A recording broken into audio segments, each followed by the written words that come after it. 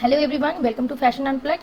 আজ মহালয়ার পরের দিন, আজকে কোনো রকম বুকিং ছিল না, তাই ভাবলাম নিজের একটু ত্বক চর্চা করে নিই। একদমই পুজোর সময় আমার ভীষণ চাপ থাকে, আমি একদমই নিজের ওপর একদম সময় দিতে পারি না, তাই আজকে একটু সময় দিলাম।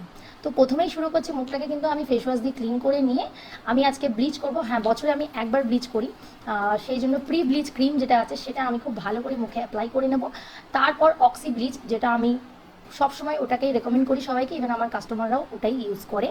1 চামচ মতো ব্লিচ নিয়ে সেটাকে পরিমাণ মতো অ্যাক্টিভেটেড দিয়ে এমনভাবে রেডি করতে হবে যাতে 1 চামচটা হয়ে যায় 2 চামচ, মানে মেশানোটা কিন্তু খুব ভালো করে করতে হবে।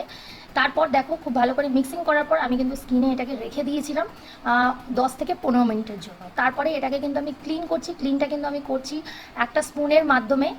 তোমরা চাইলে রুমাল দিয়ে, ভিজে রুমাল দিয়ে ক্লিন করতে পারো, কিন্তু ওটাতে কিন্তু সময় বেশি লাগবে। এটা এখানে আমি তোমাদের একটা টিপস দিয়ে দিচ্ছি, যদি বড় কোনো স্প্যাচুলা থাকে বা চামচ থাকে সেটা দিয়ে তোমরা ক্লিন করার চেষ্টা করো, তাতে জলের পরিমাণটাও কম লাগে আর খুব ইজিলি কিন্তু রিমুভ হয়ে যায়। তারপরে ভিজে টাওয়েল দিয়ে মুখটাকে তোমরা ভালো করে মুছে নাও। তারপরে আমি এখানে লোটাস গোল্ডের একটা স্ক্রাবার ছিল।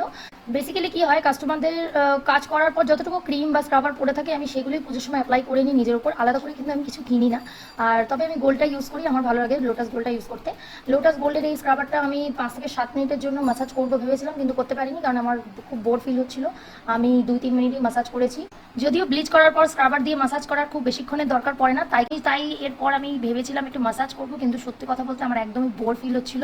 তাই আমি একটু টোনার দিয়ে জিনিসটাকে সেট করে নিয়ে, আর একটুখানি মাস্কও পড়েছিল লোটাস গোল্ডের, তো সেটাই আমি টেনে টেনে অ্যাপ্লাই করেছি। তোমরা দেখতেই পাচ্ছ খুব পাতলা একটা লেয়ার হয়েছে, কারণ একদমই ছিল না। আর আমি নতুন প্যাকেট কাটার একদমই মুডে ছিলাম না, বিকজ ওটা আমার ক্লায়েন্টদের জন্যই আমি কিনেছি। আর আমার এখনও প্রচুর কাজ, প্রচুর বুকিং বাকি আছে যেগুলো আমাকে কমপ্লিট করতে হবে। তো আমার কাছে যতটুকু ছিল ততটুকু দিয়েই আমি আপাতত কাজ করেছি। কারণ এটা দেখো, একেবারে মহালয়ার সেকেন্ড দিন, মানে আমার সামনে কিন্তু আরও অনেকগুলো দিন কাজ পড়ে আছে। আপাতত আমার ত্বক পরিচর্যা হয়ে গেছে। তোমাদের পুরো ভিডিওটা কেমন লাগলো জানাতে কিন্তু ভুলো না। সঙ্গে থেকো। Thank you.